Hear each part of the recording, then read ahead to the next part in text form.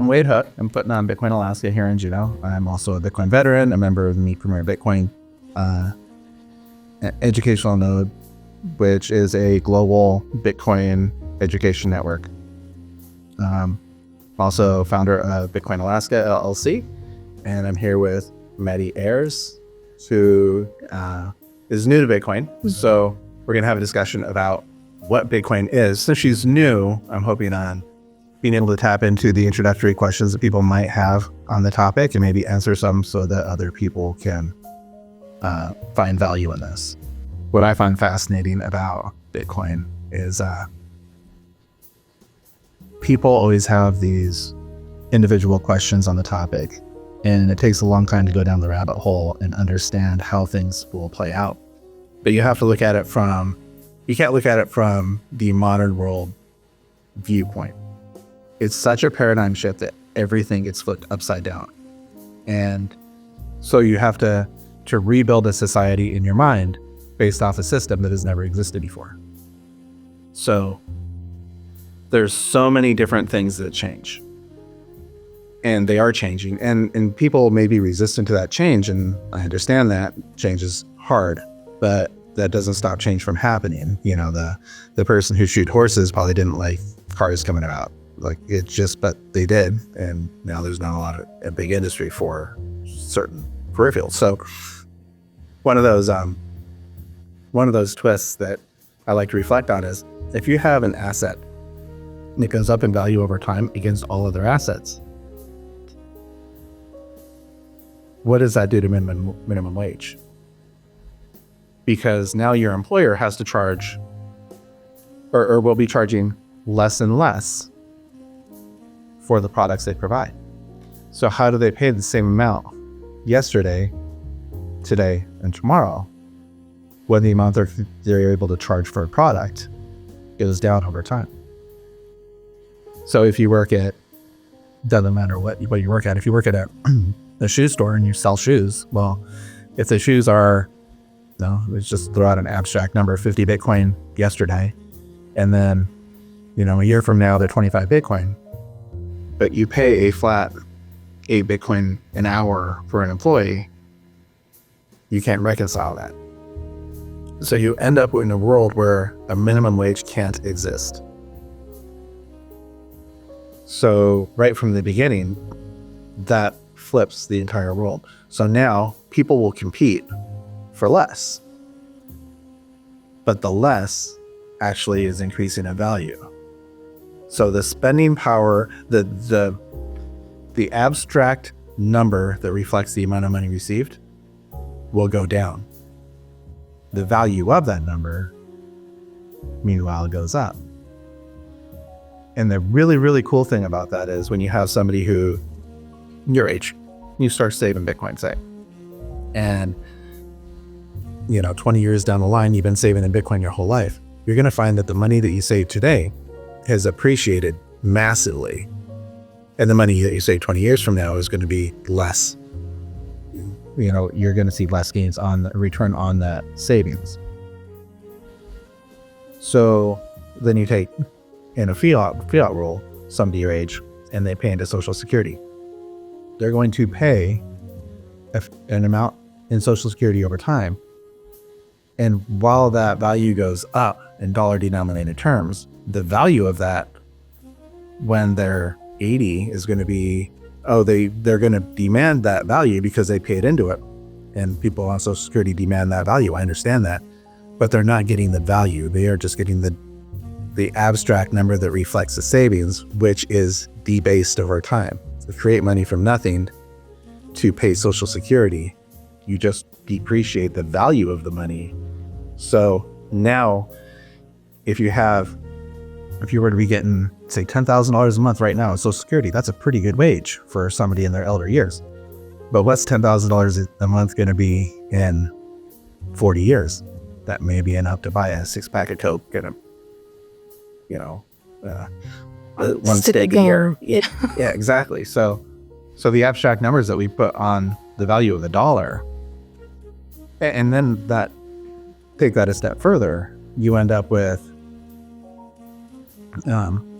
everything going down in value or in cost over time. So everything gets cheaper over time, whether it be in the grocery store. So I love to do this experiment with people where now this coffee was $10. I felt like a cup of coffee. This is Alaska. Things aren't cheap. Then I wanted extra shots in it. So,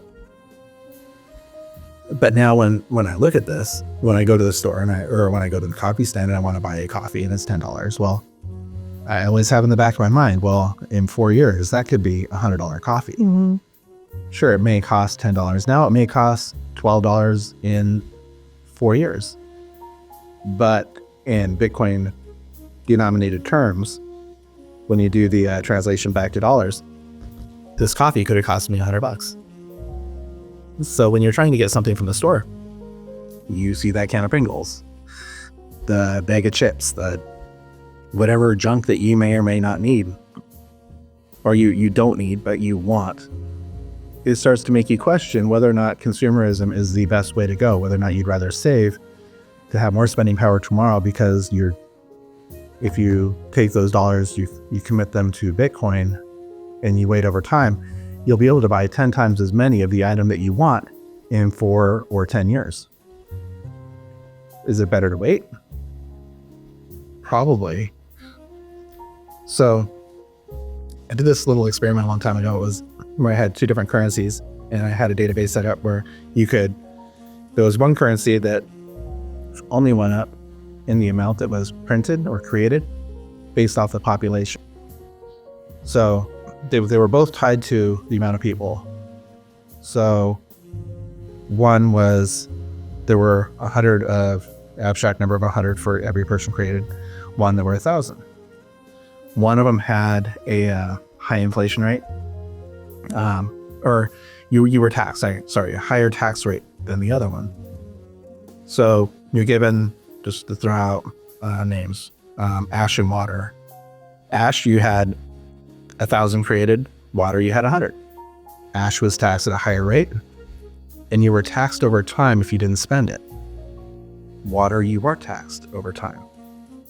So one is debased constantly because you're forced to spend it. You're forcing velocity in the economy, and then you get charged a tax if you hold it.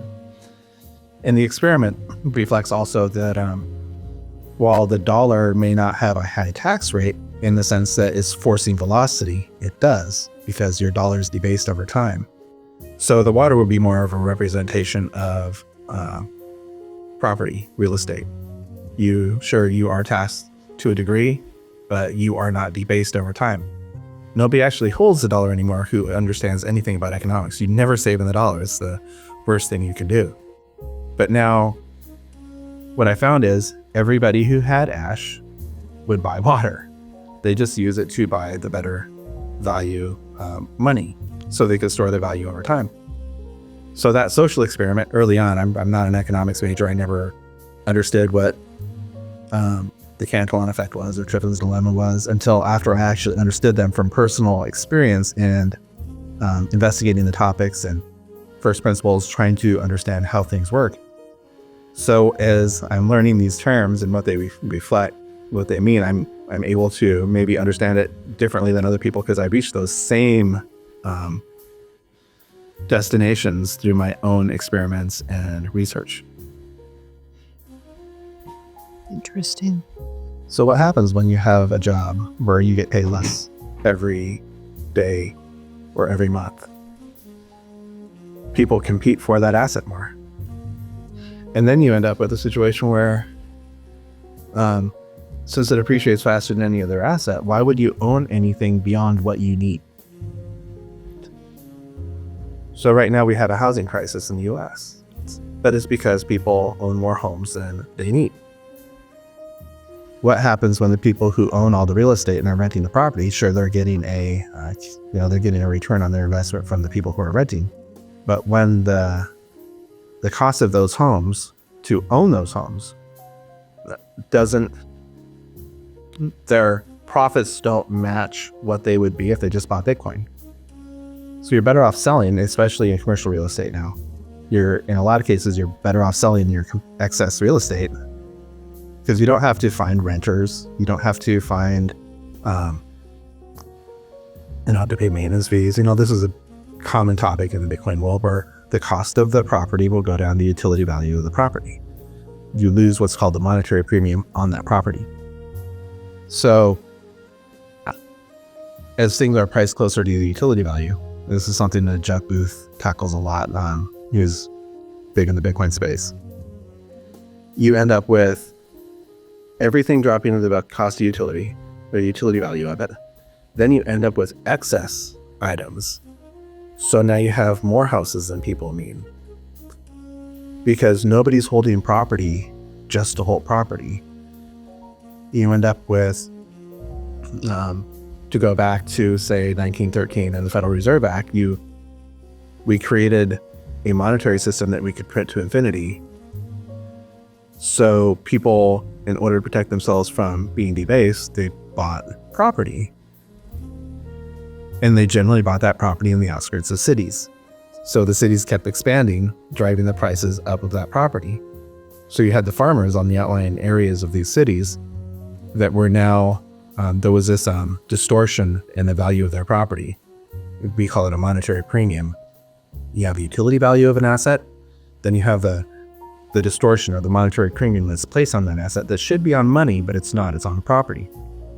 So as that distortion went way beyond the utility value, now when a farmer passed away and the children were inheriting that farm, they couldn't afford to pay the tax on that farm, so they'd have to sell it. So you started removing families from farms across the country, and now people just buy land. Like, you can drive anywhere in the lower 48 states and you'll see property that's unused. You'll see unfarmed land. It's just sitting there. It's not government land, and it's not, it may be owned by some big investor. Bill Gates went around and bought up a whole bunch of property. What's he using it for? Not for the utility value of the property. Utility would be a return on that property. So what happens when all of that property has a lower return? You end up with excess property than the property that people want. They will spend to get and provide value from that property. So you end up with more farmers. You end up with more localized farmers markets. You end up with more localized healthcare. To take it a step further, you have,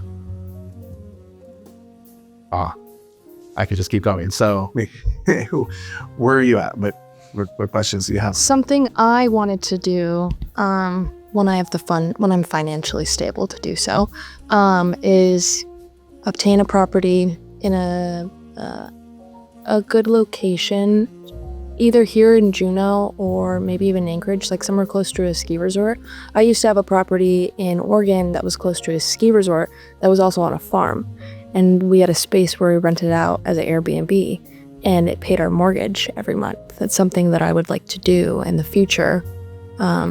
Obtain a property, flip it, rent it out as an Airbnb, or rent it out to renters and get that money each month. But I don't know about that anymore after learning all this. Yep, it flips everything over. Now you end up with a situation where I met with some people in the Bitcoin space who provide products in the Bitcoin world, and it's funny, the products that they make are extremely high quality because they go to conferences and they sell these products. And if you sell a product in the mall in Nevada and Las Vegas, you can sell a whole bunch of products there because people don't understand the value of their money. But Bitcoiners understand that if they take their dollars and they convert them to Bitcoin, then the value of your savings goes up over time. So you end up in a world where people aren't consumers anymore. But as their value goes up over time, a lot of people have the argument, well, if it goes up against everything, nobody will ever spend anything. No, they won't. They'll spend money on everything they want. Like, I will still want to eat beef. Like, I don't want to eat seed oils. I don't want to eat cheap food that's bad for me. Grass-fed. So people will be more likely to spend the money on the things that are important to them, not on the things that are bad for them. They're more likely to focus on their needs more than their wants, though. But people will still vacation. They'll still work harder to earn excess money so that they can have the better things in life. I will still go fishing. I will still own a boat. Right. I will pay whatever it takes to have a quality outboard to make sure I'm safe on the water.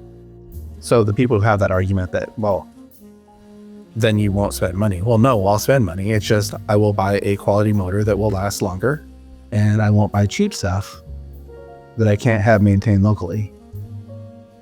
I feel like that's a big responsibility for everybody to obtain. I think people are more health conscious nowadays. They're not gonna, I mean, you'll have I'll have my splurge of ice cream here and there. Or, I mean, if we had more fast food restaurants here, I probably wouldn't be able to speak to what, like Chick-fil-A or Cane's here, or anything else other than McDonald's. I definitely would splurge. I know other people would too, but I feel like more people in any generation are just becoming more health conscious and wanting to spend money on higher quality foods, specifically grass-fed beef. One of them. Or I know my mom orders meat from Spain. She gets a Iberico pork from Spain. Probably butchering that, but she says it a little different, so I know I'm butchering it. But just other things like that where I feel like I know Bill Gates bought a bunch of farming property too, and a lot of people don't trust the meats that are coming out of there. People don't trust USDA prime cut anymore, so they're ordering from other countries. How would that affect Bitcoin if people are buying from other countries and it's not a US? Does that question make sense? Okay. You end up with a situation where there's a level of trust that goes into a Bitcoin transaction. Like, you can't reverse a transaction. So reputation in the Bitcoin world is everything. If somebody sends me an invoice that I owe the Bitcoin for that expenditure, I will definitely make good on it because I want to make sure I retain my reputation. And that's going to become more of a global thing as well. Like one thing that Bitcoin does is it banks everybody in the world. So you end up with, to go deep into a couple topics, let's start with the Cantillon effect. So we are able to, since we are the money printer, we need people to, we need to export our money. If we don't export our money and we print in excess, we hyperinflate. So in order to lower the amount of inflation that we have, we give our money to other countries for cheap products. What people miss in that is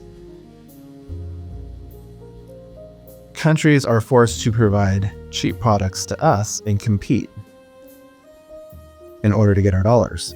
Because without our dollars, they can't buy energy, which is the petrodollar. So if they need to get energy, they need US dollars. So they sell cheap products to us and they compete. And we end up with a situation where we like to criticize nations for child labor or Uyghurs providing products and kidneys in China, or making Uyghurs make products by some of our biggest sporting goods distributors. But yet we incentivize the bad behavior because we force them to compete with other nations to provide cheap products to us so we can export our inflation. And this is what is called Triffin's dilemma, where we have to export the dollar. It kills our own industry. Because if we provide products globally, and we start exporting our products, we'll start importing our dollars, and that creates inflation. So we create the dollar from nothing. We export it to other nations for cheap stuff, so that they can have air conditioning in their hospitals, medical care, clean water, energy in their homes. They can do homework after dark, like all of these basic things that are basic to us in the US that aren't basic in other countries. I remember watching a pod where there was this lady, I can't remember her name, but amazing lady who was from Africa, and she was raised in a village where they still have to start a fire and get the water and warm the water and have somebody pour the pot over your head while you're scrubbing down with no soap, like to try to be clean. And then she moved to Europe, and her whole world changed when she got into her first showers. The whole concept was new to her. And that changes in a Bitcoin world, because now you don't have the petrodollar anymore. And without the petrodollar, we don't have the money printer. And if we don't have the money printer, we're not incentivizing the bad behavior. Ethan talked about the bad behavior of whether it be, like, if you ever hear about cocaine coming from Colombia and stopping in Ecuador or Mexico? Yep. But does it stop, or does it flow to the US? It flows into the US usually. Right, because the incentive is not to stop in Ecuador or Mexico. It's to get to the US because we have the money printer. So when we don't have the money printer, you stop the flow of the narcotics. And when you flip the world on its head and the value of your dollar increases over time, now everybody has an incentive to save. So you shift the mental state of the population to not being dependent on narcotic. Like, if there's no hope for you, chemical dependency is a better way to go. Like, boy, this world sucks. I don't want to live anymore. I'm just going to use drugs. But now you have to work harder for the money that it takes to feed that habit, or you can save that money that goes up in value over time, and you can reach the goals and your dreams to have the things that you want in your life. So it shifts the minds of the people too. It's the sick mental state that is created by a distorted financial system. So with the Cantillon effect and Triffin's dilemma, as they all tie together in a world where bad behavior is incentivized for illegal things to flow into the US, and then are we incentivized to stop the flow of drugs? Well, we are, because people are dying, but we're not, in the sense that it sends a lot of our dollars overseas, which allows us to print more money to pay for more government programs. So we're incentivized to allow the behavior. So it's kind of the dark side of the Triffin's dilemma and the Cantillon effect. Everything flows closer to the money printer. And backing up to your question, I guess that was a long precursor, but you have 3-4 billion people in the world who aren't banked. And they have no ability to transact globally. They can't get a bank account. They can't get insurance. They can't save in their own dollars because their pesos like being debased faster than they can afford. So they're buying things that they don't need, hoping that it'll retain its value for longer. Excuse me. In a Bitcoin world, that changes. Now they can transact globally. Their reputation's everything, so they're going to want to make sure the product gets to its destination. And now, will they be able to ship beef from Spain or pork from Spain? On the current rails, yes, but if it's going to be somebody in Africa, they're going to have to build a reputation. And you may not have the USDA or some massive federal agency ensuring the product is sound, but the person's reputation will be blasted globally. So I would expect that you'll have people who become trusted, who provide quality products. And in a Bitcoin world, quality is everything. If you don't have the best of something, you're going to get beat. And as companies grow and they start to care about their customers less, smaller entities will compete globally, because now you end up with a world where the borders don't need to be policed as much, because everybody is a part of that financial system. It keeps people more, what's the word that I'm looking for? Accountable, to be credible in that sense. So everybody has to be responsible. I feel like there's an incentive to either save or spend. And either save in banks or cash, or you invest in gold and silver. That is something that I do. I invest in silver. And I may have watched one of your podcasts this morning talking about that, and how it will have no value in a sense, one day because of Bitcoin. So have I been saving all this silver for nothing? So one of the greatest analogies I've heard is, it wasn't even a podcast. It was on a Career Spaces. And when you're dealing with people who are gold bugs, who've been saving full life in gold. Hey. And you're trying to tell them that Bitcoin's better or Bitcoin is the future. They're resistant to that because the analogy with the person used was, it's like you take somebody who spent their whole life climbing this mountain. They worked really, really, really hard for 50 years of their life, and they climb that mountain. They're finally at the top of that mountain. And then somebody goes up to them and says, hey, you climbed the wrong mountain. Somebody, you want to climb over there. That sucks. Like, now, what's the value of that? Now, there's a couple people that I know, talk more about Bitcoin, a married couple. And I love to talk about them, but I can't talk about who they are. But it's such a great story where, one of the two people has really come a long way in their understanding of Bitcoin. But the spouse, not so much at that point in time when I was having this conversation with them. And that person said, well, if I do decide to buy Bitcoin, how do I sell my gold to buy Bitcoin? And I just looked at the person and said, well, that's the problem.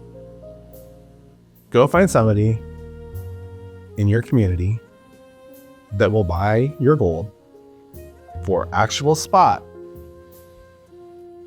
and then ship it back to whoever's buying it for free, insure it, have it assayed, make sure it's at the value that you believe it is. And a lot of times when people buy gold and silver, it's not actually 99.9. Yeah. People get scammed all the time because it's not like you have a home test kit that you can test the value of your gold or silver. So at that point in time, I believe that person maybe had a little more respect for the value of Bitcoin because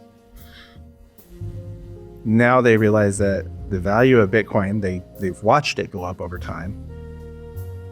But now how do they offload their entire lifetime stack of gold? Yeah. Or even 20% just to have, dip their foot in the water to have the asset that's appreciating faster over time. That's difficult. So your silver has retained value better than some other things. To see the history of the appreciation of assets, I like to refer people to Michael Saylor speaking in 2023 in Prague.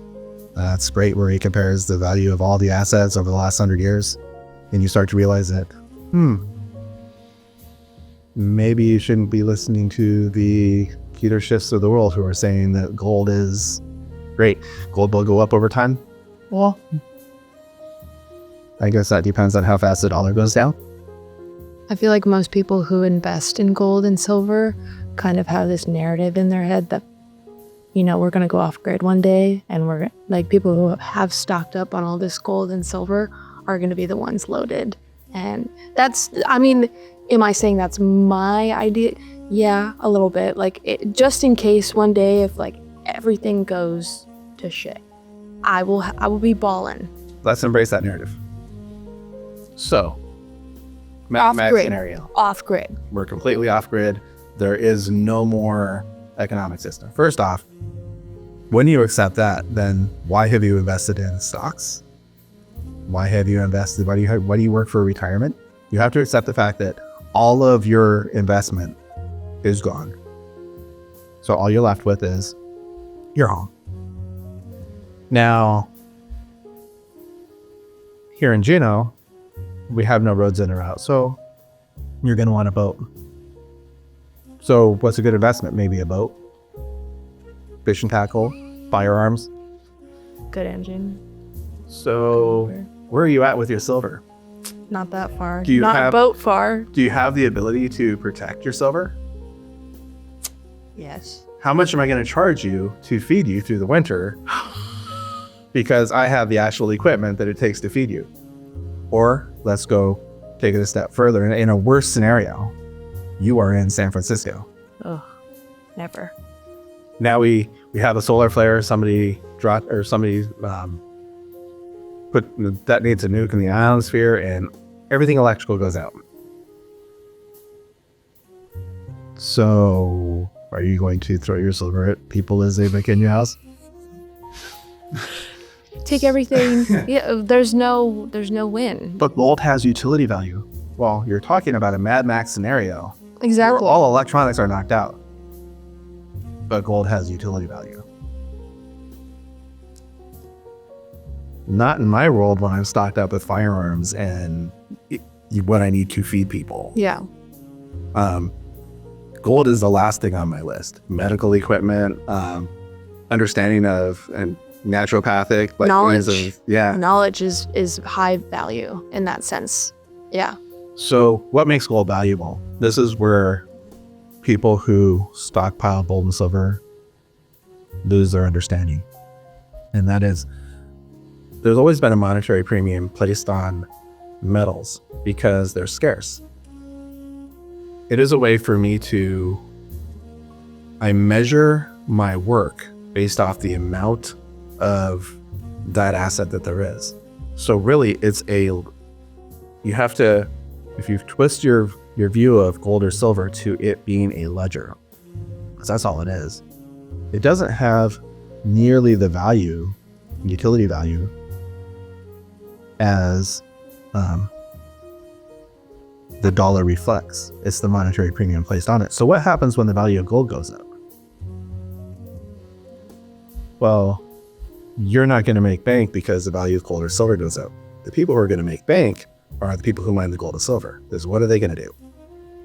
These mining companies sit on these mines, and when the value of gold or silver is going down or staying the same, they mine minimally.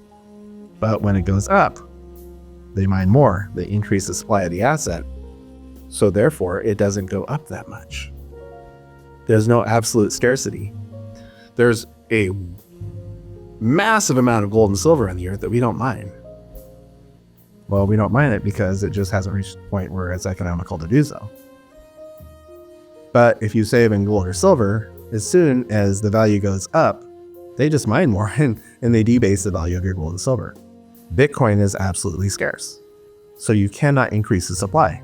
Right now, there's 3.125 Bitcoin mined approximately every 10 minutes. Globally, that's it. That's all that's mined. In 3 years from now, in the next halving, it's half that. 1.5625, I think. 4 years after that, that gets cut in half. 4 years after that, that gets cut in half.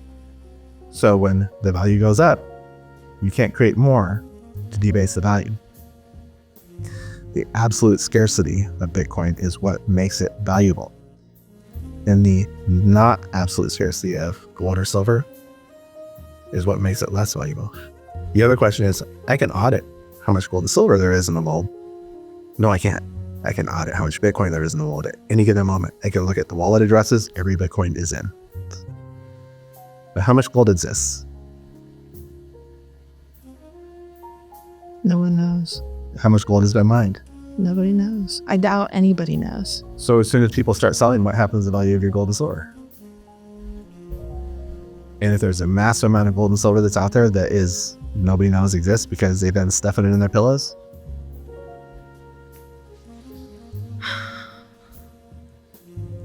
So what, as somebody who has invested in silver, what are my next steps? I mean, I'd probably save a couple just for keepsakes. A little sentimental in that sense, but like going about selling it and getting the value of it, and then maybe putting it into Bitcoin, or like being able to feed myself tomorrow. My recommendation is, I wouldn't sell it. Okay. It is an asset. I don't buy into the whole Mad Max world because even in that scenario, it provides no value. Yeah. In this world, it is very hard to trade out. But it is a harder asset than a lot of other things. But if you just start saving in Bitcoin, I think that's the goal. I wouldn't, the value of gold and silver isn't going to go away. It's just not going to go up as fast as Bitcoin. Yeah. Like if I had $100,000 in gold, I would sell it all to buy Bitcoin. Yes, I would go through the process of liquidating that to buy Bitcoin. But if I had $5,000 in gold or silver, no, I just hold on to that. Wouldn't even sweat it and just start buying Bitcoin. Because I feel like for people in that sense who sit on so much gold kind of have the doomsday prepper mindset that whole world's gonna go to shit and then they're gonna be on top of the world because they've done this for so long. But I feel like that's not really the mindset that we should have anymore. A lot of those people are older people who Yes. may not be able to operate firearms as well as a veteran who got out in the last 8 years who has multiple firearms and stockpile ammo. They're not going to care how much gold that other person has. They should have spent their time. Right? And in that scenario, the most valuable thing in the doomsday scenario isn't gold or silver. It's your community. And I mean, that's the nice thing about Juneau. If the world ever did fall apart, or Southeast Alaska in general, we have a strong local community. Maybe not as strong as we could have, but in a doomsday scenario, I think we have a stronger community than other places. I sure wouldn't want to be in a big city. No. I would never want to be in Anchorage. Oh God, no. Or I didn't even. I know Anchorage now. Yeah, Juneau's a good spot. Very tight knit here.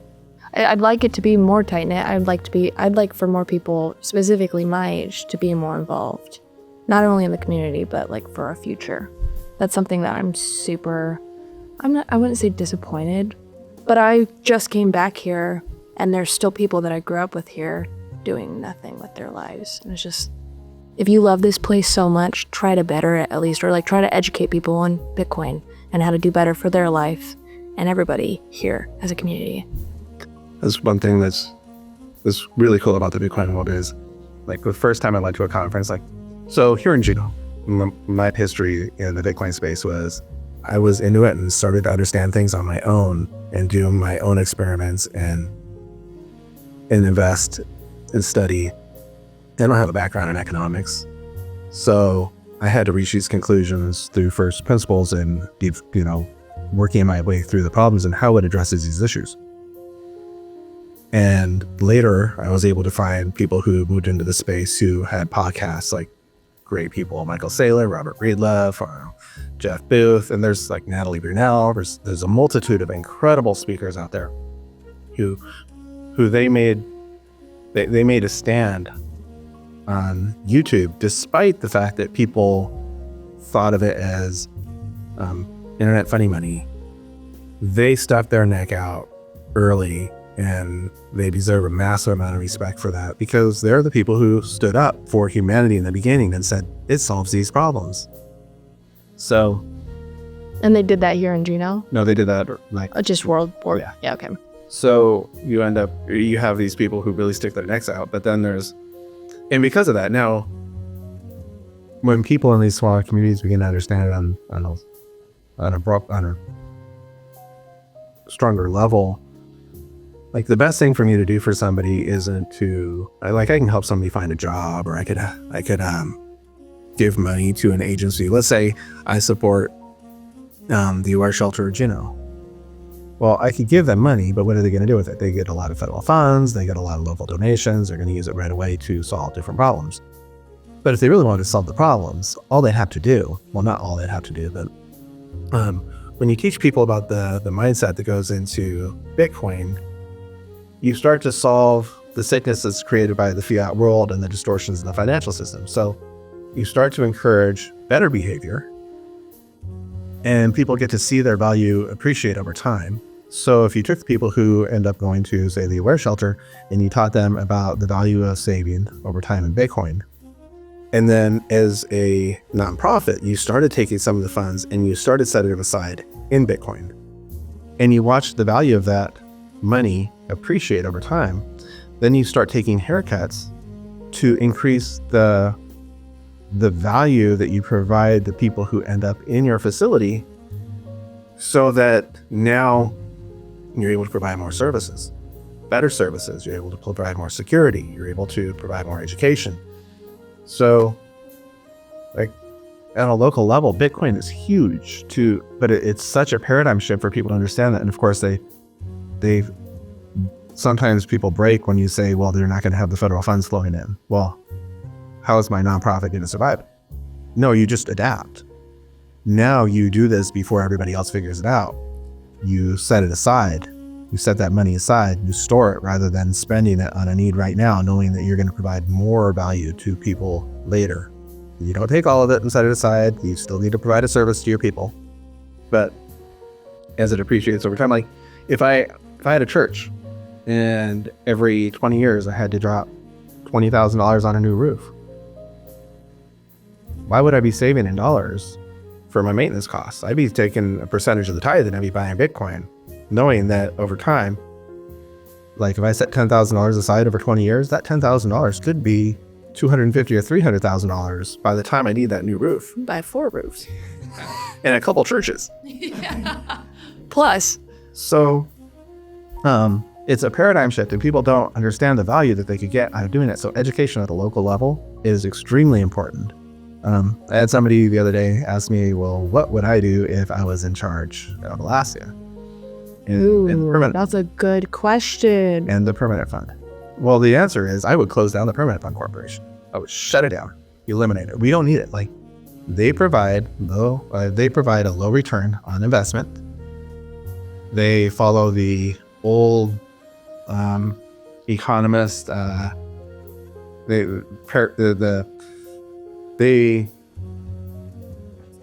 don't provide the value on the money or the return on the money that they have. So sovereign wealth funds they don't get a big return. And there's a lot of reasons for that.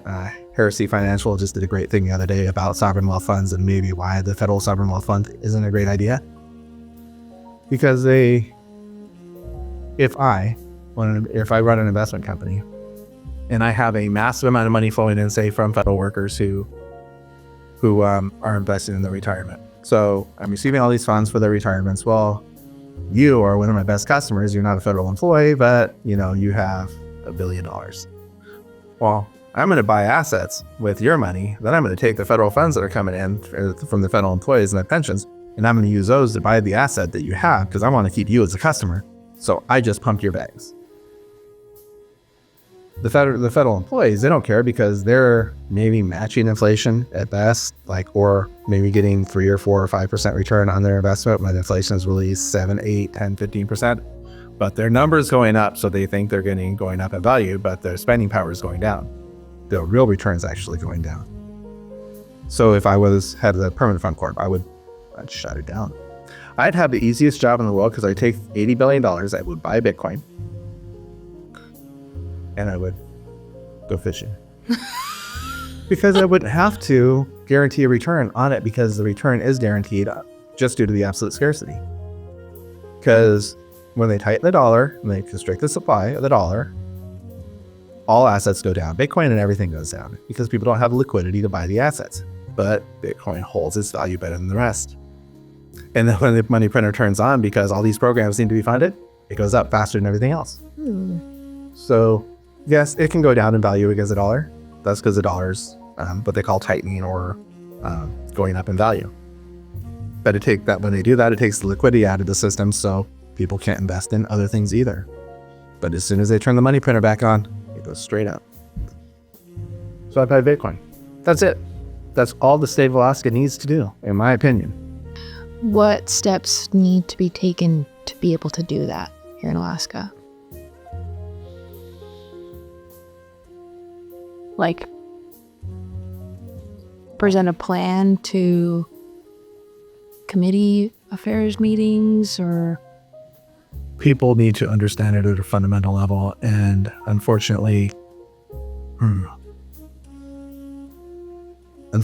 lot of people don't understand it still. And what they do understand about it, they haven't taken the time to fully understand it. They get their direction from the media, or they get their direction from the voters. And I don't like either of those directions because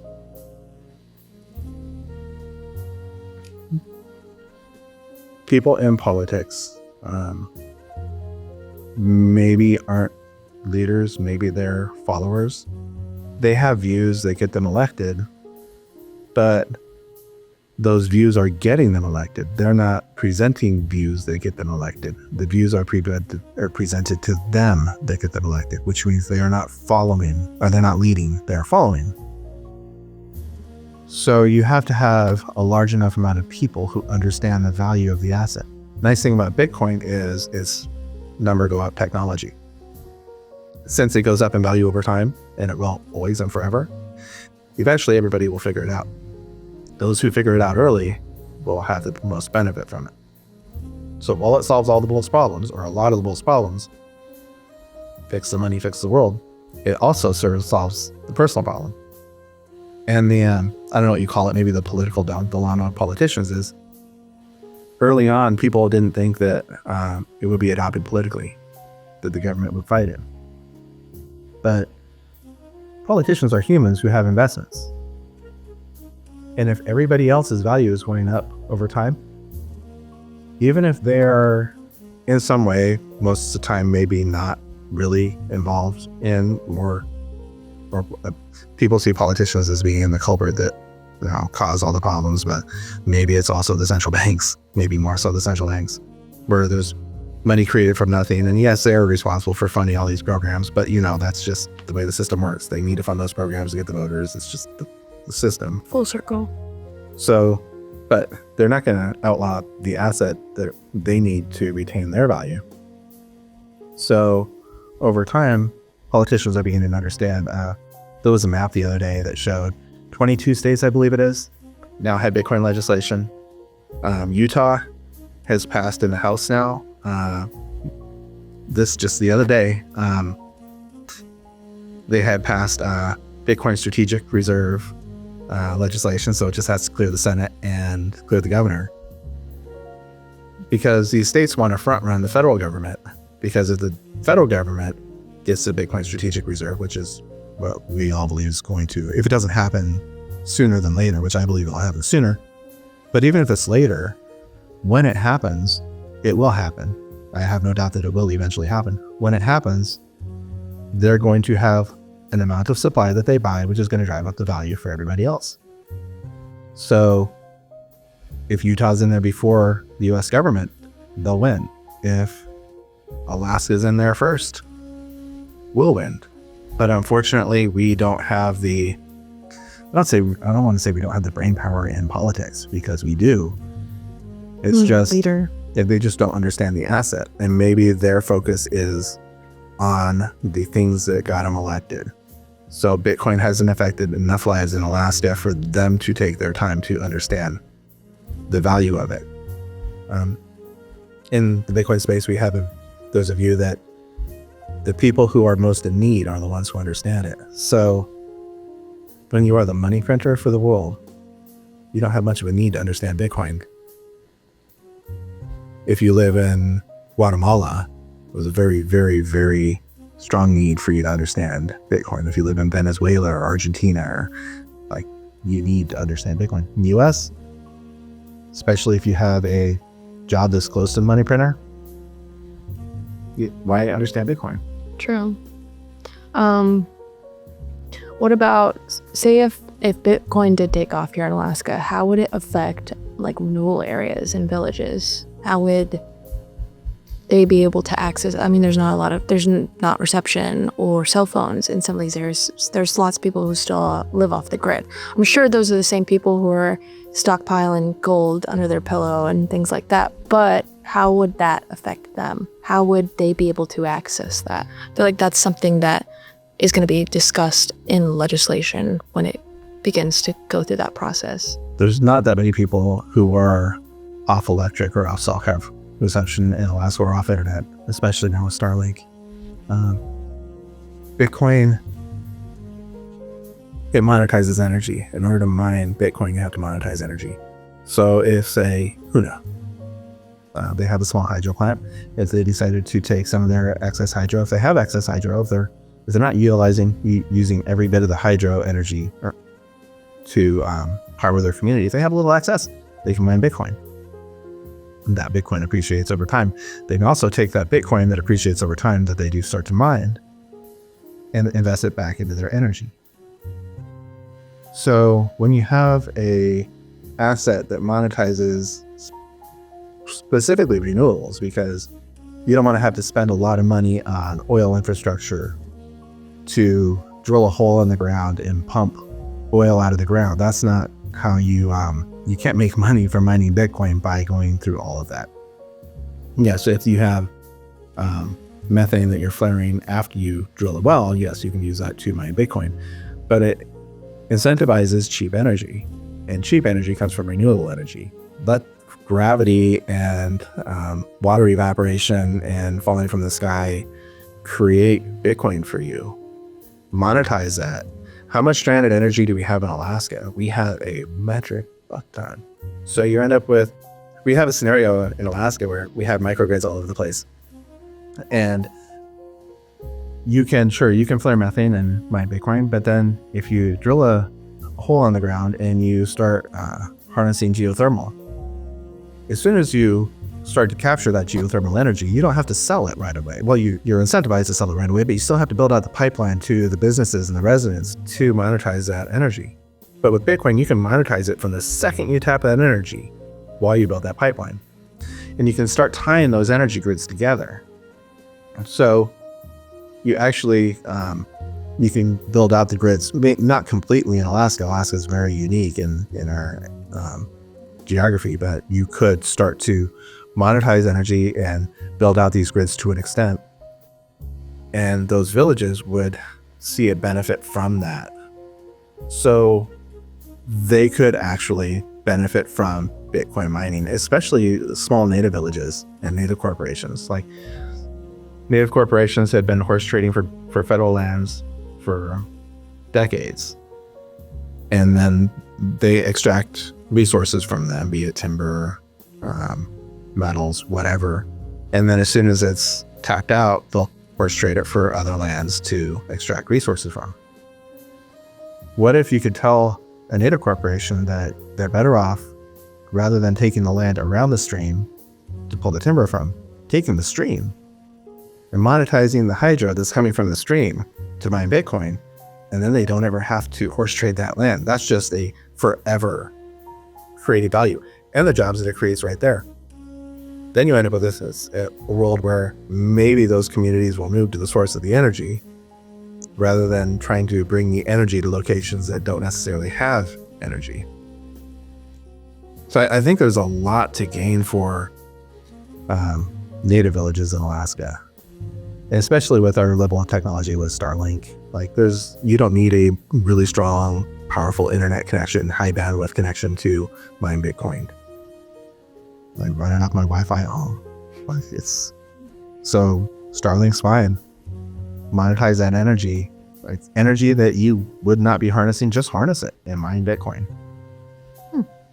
If you don't get a return on that Bitcoin right away, hold it.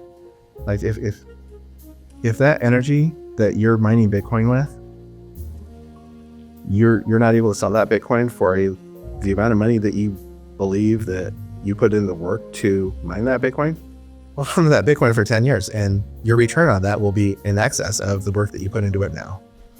Save for the future. It's good things to hear. Good things to hear, especially for rural villages here in Alaska. I mean, and going into my next question, just getting the word out to those, or even educating different communities here in Alaska is kind of hard because of transportation or lack of internet or lack of access to different things that everybody has access to, like in Anchorage or here in Juneau. But getting the word out about Bitcoin to Alaska, to everybody in Alaska. I mean, I won't get into personals, but for my job, there's a lot to do with the election process and getting information about the election process out to everybody in Alaska. It's almost nearly impossible. So I'm curious how we can do that for Alaska for Bitcoin. The conference here in Juneau, I hope will make a difference. Working really hard, getting some really incredible speakers, and hopefully we'll get some Alaska leadership at the conference. Of course, hoping for anybody to show up, governor, senators, representatives, Alaska Retirement Board, Permanent Fund Corp, Native corporations. Tried to get information out to Native corporations. I honestly feel like that is the most difficult thing. And the reason is it's the whole close to the money printer. So they receive a lot of federal dollars and they invest through the fiat monetary system where you have TradFi investments and you see gains from those TradFi investments. So they outsource the people to invest the money. Those people who invest the money aren't incentivized to buy Bitcoin, even though it's got a greater return. Because if it was easy as just buying Bitcoin, they'd be at work. It's kind of where it's going. But there's resistance to that. And they quite honestly just don't understand. If you're from traditional finance, you'll find that there are people who have a harder time understanding Bitcoin than others. Normal, everyday people on the street, I find that I'm able to communicate better with them. I'm able to get them to look at it easier.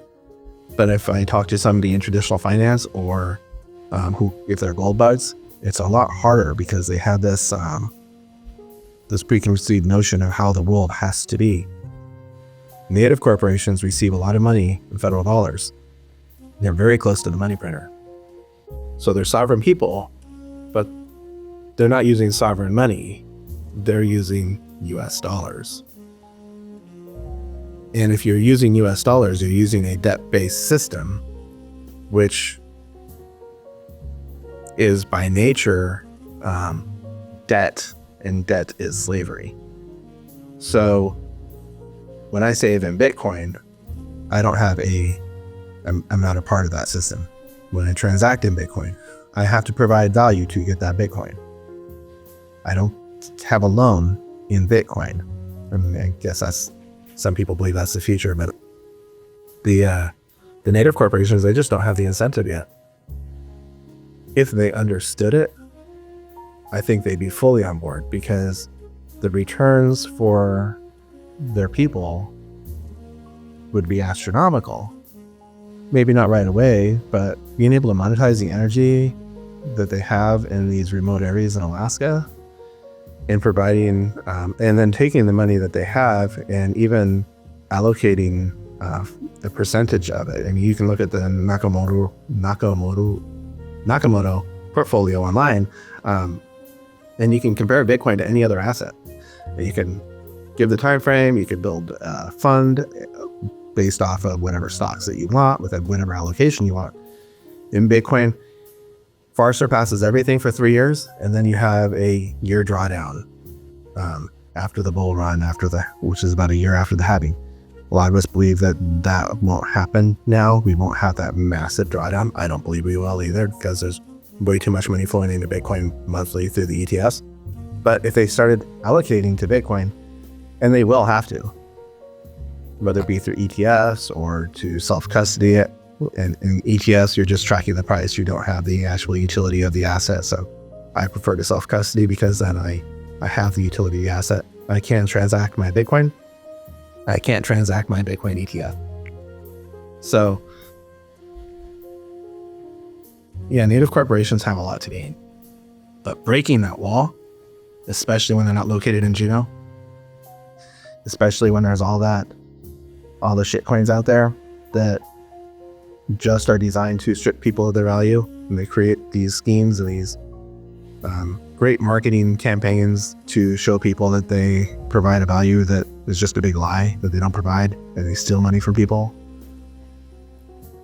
It's really hard to break that barrier that they have. A brand new asset with so many, this camouflaged, is the perfect asset, designed to be the perfect asset, while all of the other things around it, thousands, tens of thousands of shitcoins, take away from all of the benefits that it provides. So it's really hard to get the word out there around Alaska, but it's also hard elsewhere too. People buy into the narratives and they spend money on things that they don't understand, and the money, I see it as theft. But how do you get the word out to Kunitoto or Lincoln Haida or Sea Alaska or any other village or Native corporation of Alaska, and anything you know, like if we could get it to the Native corporations, if we could build an understanding of the asset, that would trickle out to all the villages. What if I knew a lobbyist that had every single one of those corporations as a client? What's the process of talking to the corporations? Would you want to go through their lobbyist, or I don't know the process of that. Hunatotem in general, like let's just start there. How would you contact them yourself, or would you want to go through? I've reached out to them directly. I've had other people reach out to them, and I just don't think they're ready. Yeah. But in order to get people to, like in advertising, you have to have, I believe it's 7 points of contact before you start to buy into a narrative. Like, so have a conference. People see a flyer. They see a little sticker on the top of their mocha that says Bitcoin Alaska Conference. They see, something that shows the head of the Human Rights Foundation, Alex Gladstein, coming up to Alaska to speak about Bitcoin and human rights. And then you see all of these things. So it's a matter of trying to get out there, ordering hoodies and people wearing the hoodies that say conference is coming up in July. So all of that going on, then you have a radio ad, and then you have a lobbyist reach out to them. Then it's like, oh, well, there's something here. But if it's just me reaching out saying, I had this speaker, I believe you should come, it's just me. There's scripture, I don't remember the exact scripture, but it was quoted to me by a friend of mine, Gabe Lord from Operation Bitcoin, where I remember I was speaking with him. People respect me in the community, but in my own community, it's hard to communicate with people. It's hard to break those barriers. I'm now breaking through more barriers strictly because it's number-one technology and people are taking it more seriously. Like the people who listened to me last year had a 6x on their return when they bought it when it was at 16 and now it's at $100,000. That makes me a little more credible. But the scripture basically speaks to the fact that you can't preach in your own town. I could bring Gabe in Juneau. I could bring Gabe up here and everybody would probably listen to him. The man is an incredible speaker. Or I could go to his town and all the people that ignore him will probably listen to me. Yep, that makes a lot of sense. Well, especially here in Juneau. I mean, just any kind of new idea or new emerging technology or new anything here, people are just absolutely don't want to hear it. But then when they start hearing it from other sources, then they want to listen to you. Then they respect you. Then they find you credible. That's a very common trend here in Juneau. Well, Southeast in general, and I feel like lots of rural areas in Alaska. I wouldn't say that they're stuck in their own ways or entitled in any sense, but I feel like every community here in Alaska has pride of how they do things, how tight-knit they are. Any newcomers, it's like, who are you? What are you doing? What do you want? That's the biggest thing. What do you want? What do you benefit out of it? I feel like that's a big question with Bitcoin. But knowing you and knowing like what you do around here in Juneau, you don't get a benefit out of it. You're just trying to communicate with people and educate them something to better their lives. And initially, like, better everybody's lives who is involved with Bitcoin, but you don't get anything out of it. You're just trying to help people. And I respect that. Man, if I had all the Bitcoin that I've given away, educating people, it's not a small amount. Well, the first time I remember you approached me, you were like, and I worked in the service industry, you tipped me on Moon Wallet, and I had no idea what it was, what you were doing, what it benefited you. That was my question. What is this benefiting him? Why didn't you just give me cash like a regular person? What did it benefit you? Well, now here I am, and I'm definitely more intrigued in it. I'd love to learn more. I'd like to be more involved and help people understand what our future is going to be, not only for America, but for Alaska. So what happens if Alaska doesn't come to understand? That's the opposing side. Like, yeah, if North Dakota starts flaring or stops flaring their methane and starts buying Bitcoin, and and excess energy across the country is used to mine Bitcoin, and then Alaska comes last. And then we have this $80 billion sovereign wealth fund that, even though it goes up to $100 billion in value, the spending power of that $80 billion is now at $35 billion. Like, we've lost. And it's all because they invested in TradFi. Number went up, but real value went down. So where are we left? We're left with spending more for government because the value of this permanent fund, the real value went down. That means that we have to pay more for those government services. So we end up not being able to fund government. And that's kind of where we're at. Like the permanent fund, we take a percentage of the resources that are extracted from Alaska and we invest it back into this fund that's managed by the Permanent Fund Corp. So it's more like a giant 401k, right? Yep. And we take the profits on that and we pay it out as a dividend to the residents of the state of Alaska because we are the owners of the resources. And then we also pay for state government. So if we don't buy Bitcoin and we keep investing in TradFi, our value is going to keep being debased. It's not a matter of whether or not Bitcoin existed or not. That was going to happen regardless of Bitcoin. The thing is, Bitcoin is the life raft that we can invest in where the value goes up over time and we don't have to worry about debasement. In fact, it benefits people who invest in Bitcoin. I love Tip NZ. She's an artist who's made some incredible Bitcoin related music, and she spoke in one of our on Cafe B on Twitter Spaces a couple years ago, and her comment, it was incredible. It was, investing for retirement is a right, not what's the word she used? It was it's not an entitlement. Like, you have the right to do this and retain your value. But it's not that government has to provide it for you. It's that you have the right to retain your value. It's not a privilege. That's what it was. Okay. So investing in your savings, your future, is a right, not a privilege. You should be able to invest in your future without having to worry about somebody else stealing it from you. And that's what Bitcoin provides. So state of Alaska should be invested in it. You look at all the other things that you could do. Like, we have heating assistance.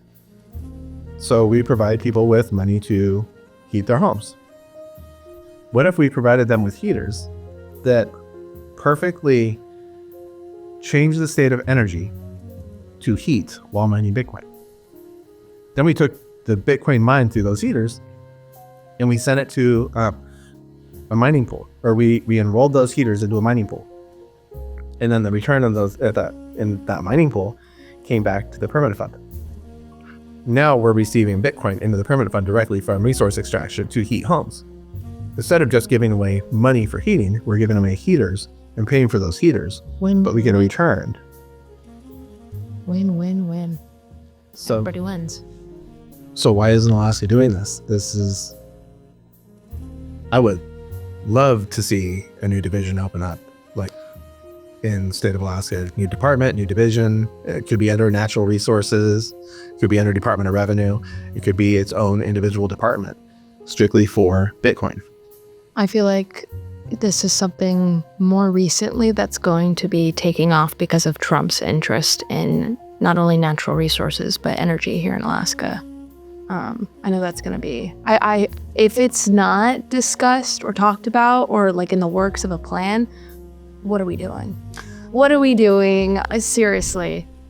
People who are in denial, they don't follow this space, I guess. So a parlor, I think it was Rumble. I believe it was Rumble. Rumble invested $40 million in Bitcoin.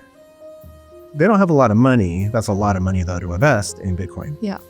MicroStrategy under Michael Saylor, anybody who's in the space knows who he is. He is one of the great minds in the industry. And he has backed his entire company with Bitcoin.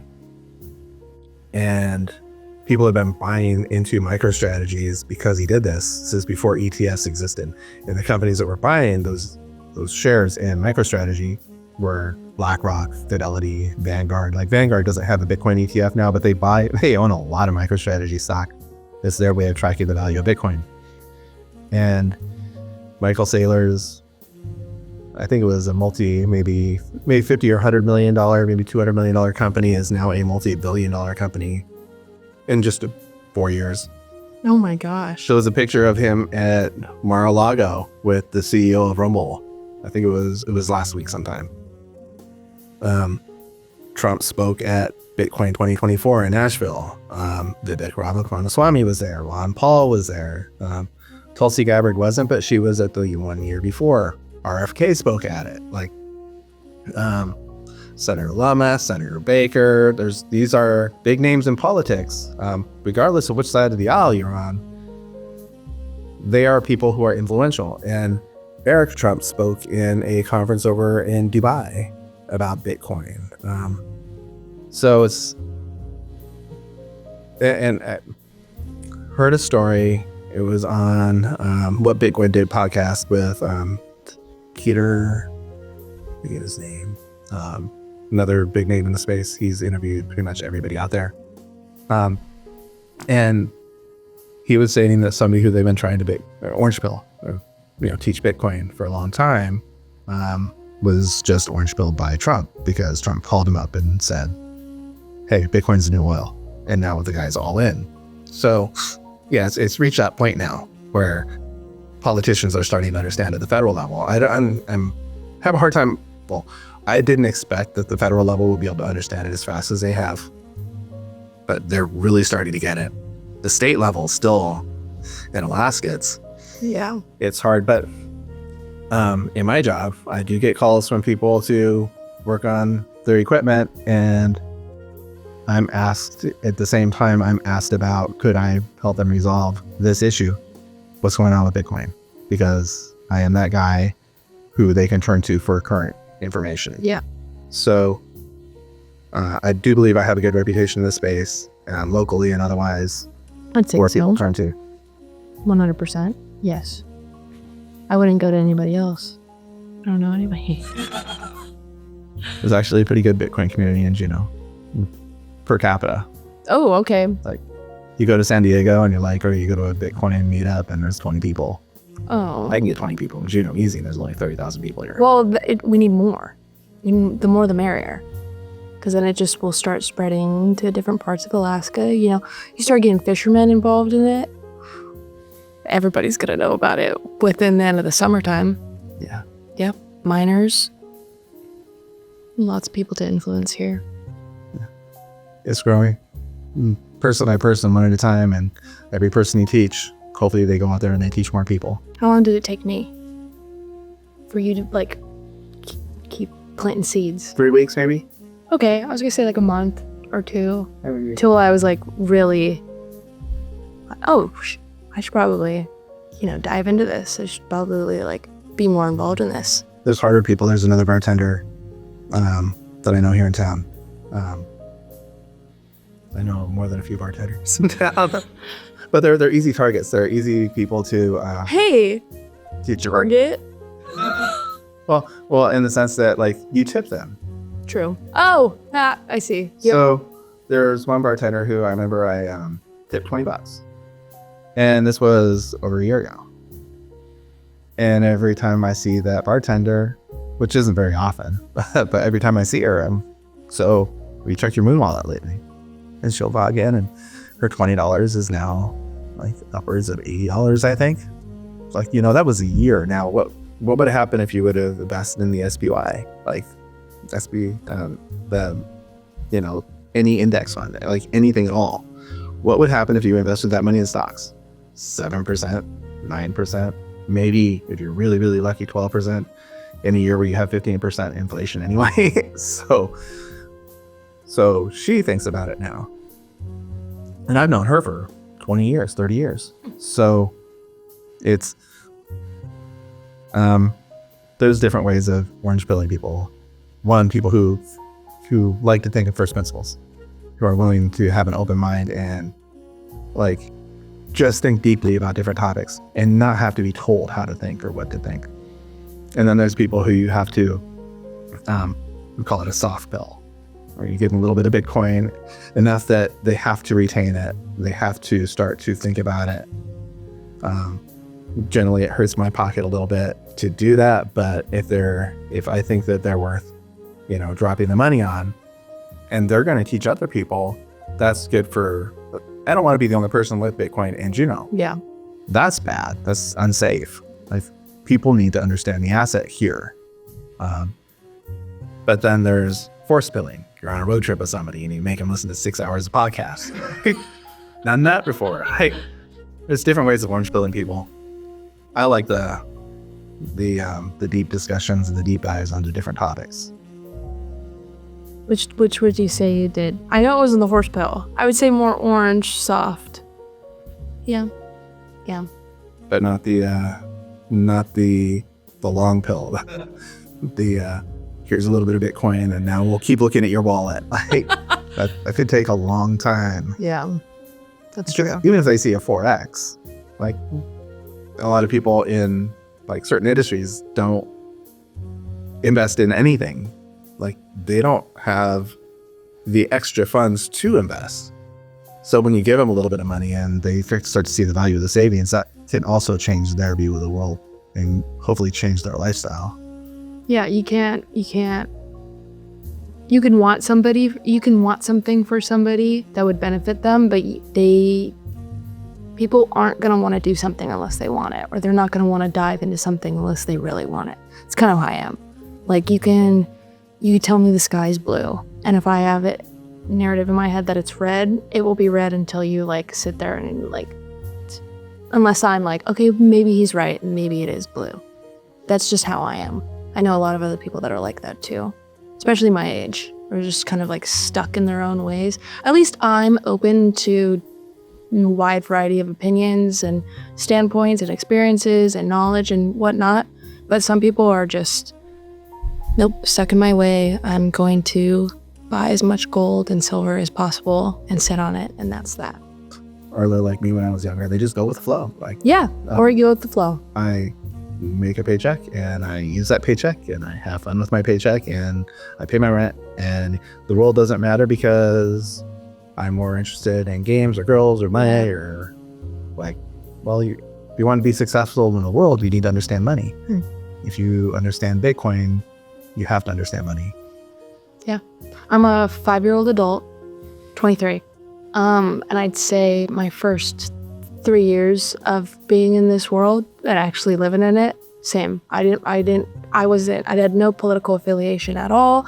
I didn't care what was going on.